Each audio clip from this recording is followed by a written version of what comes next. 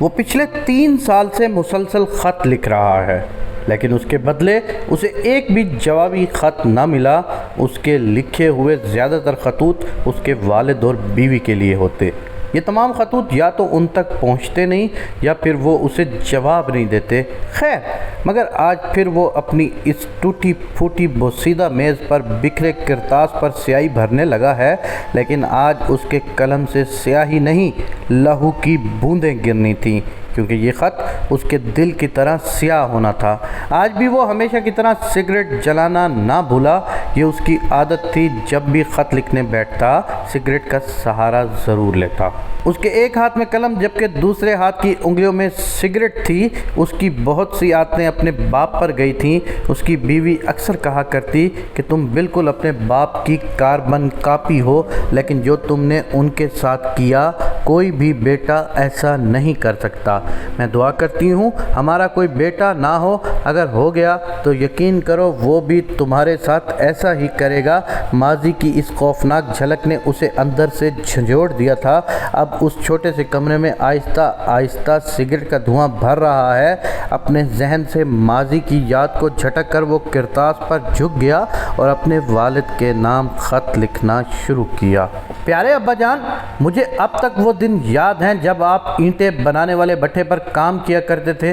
گرمیوں کی تپتی صبح میں آپ جاتے اور رات کی ہلکی میٹھی ٹھنڈ میں واپس لوٹتے۔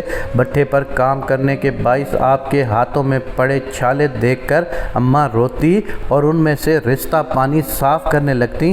اس کے بعد ان پھٹے ہوئے چھالوں پر محلے کی شکورن کا دیا ہوا مرہم لگاتی۔ نہ جانے اس کے مرہم میں کیا جادو تھا، صبح تک چھالے آپ کے ہاتھوں سے غائب ہو جاتے، بھٹے سے نکلتا دھواں آپ کے پھیپھڑے جمع کر لیتا اور رات میں خوفناک کھانسی کی صورت میں اسے باہر پھینک دیتا۔ پھر اگلی رات آ جاتی اور وہی کھانسی، چھالے، رستہ پانی، شکورن کا مرہم اور اماں کے آنسو۔ پھر ایک رات ایسی آئی، آپ کے ہاتھ پر چھالے نہیں تھے بلکہ جسم پر اینٹوں کی ضربیں تھیں، کیونکہ بھٹے کے مالک نے کچھ اینٹیں کم ہونے کا الزام آپ پر لگایا۔ کیا وہ بھول گیا تھا اس کے پکے مکان کی اینٹیں آپ نے اپنے ہاتھوں سے بنائی تھیں، لیکن پھر بھی اس نے آپ کی بات نہ سنی اور کام سے نکال دیا اور 2 ماہ کی رکی ہوئی اجرت بھی نہ دی۔ کیا اس وقت چند اینٹوں کی قیمت جو ہماری ہو بھی نہ سکی آپ کی 2 ماہ کی اجرت تھی؟ میں ہمیشہ غریب رہا اور آپ بادشاہ یعنی مزدور۔ آپ اکثر کہا کرتے تھے مزدور آدمی کبھی غریب نہیں ہوتا، وہ تو بادشاہ ہوتا ہے، اور آپ کا وجود گواہی دیتا تھا کہ آپ بادشاہ ہیں اور جسم کا گوشت۔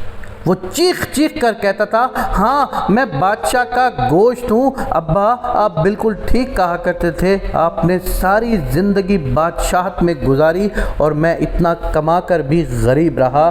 کاش میں پیسے کی خاطر آپ کو چھوڑ کر دوسرے شہر نہ جاتا۔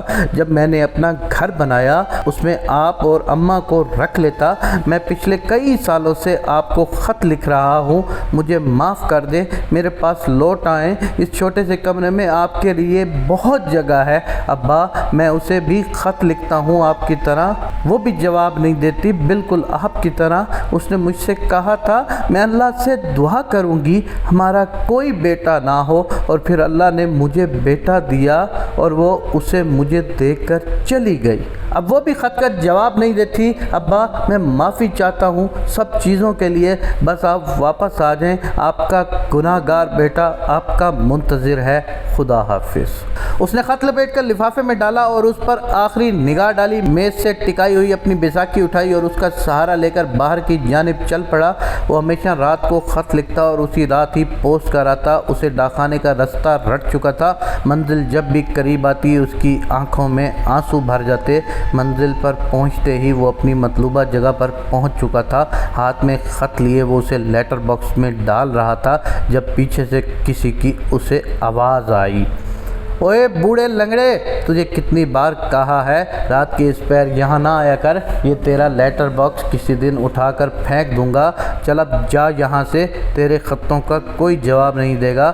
ہاں تم نے ٹھیک کہا، کوئی جواب نہیں دے گا، کوئی بھی نہیں۔ اس نے ایک نظر اپنے باپ، ماں اور بیوی کی قبر پر ڈالی اور پھر بڑبڑایا، ہاں کوئی بھی نہیں۔ اب وہ لنگڑاتا ہوا قبرستان سے باہر نکلا اور راستے میں ایک بڑی گاڑی سے ٹکرایا۔ گاڑی والے نے نشے کی حالت میں اسے ذلیل کیا۔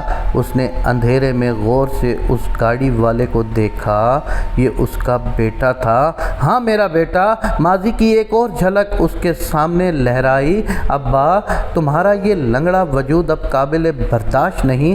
میں تمہارے اس ادھورے وجود کا بوجھ نہیں اٹھا سکتا اور نہ میرے پاس اتنے پیسے ہیں جو تم پر خرچ کروں۔ گاڑی والے کی گالم گلوچ نے اسے حال میں واپس لا پھینکا۔ اس نے اپنا لنگڑاتا وجود اٹھایا اور گھر کی جانب چل پڑا۔ ماضی کی بہت سی یادوں سے چھٹکارا پانے کے لیے اس نے گھر میں پڑا مٹی کا تیل اپنے وجود پر چھڑک کر آگ لگا لی۔ اب آہستہ آہستہ اس کے جسم پر چھالے پڑ رہے ہیں جیسے اس کے باپ کے ہاتھ پر پڑے تھے، لیکن افسوس انہیں صاف کرنے والا وہاں کوئی موجود نہ تھا۔ جلتے ہوئے جسم پر لگی آگ دھواں بن کر اس کے پھیپھڑوں میں جمع ہو رہی تھی اور معلوم نہیں کیا وہ کھانس رہا تھا۔ شکورن نے ایک بار اس سے کہا تھا، اس مرہم نے تیرے باپ کے ہاتھوں پر کام کرنا چھوڑ دیا تھا۔ تیرا باپ بھٹے پر کام کرنے کی وجہ سے نہیں، تیرے غم میں مرا تھا۔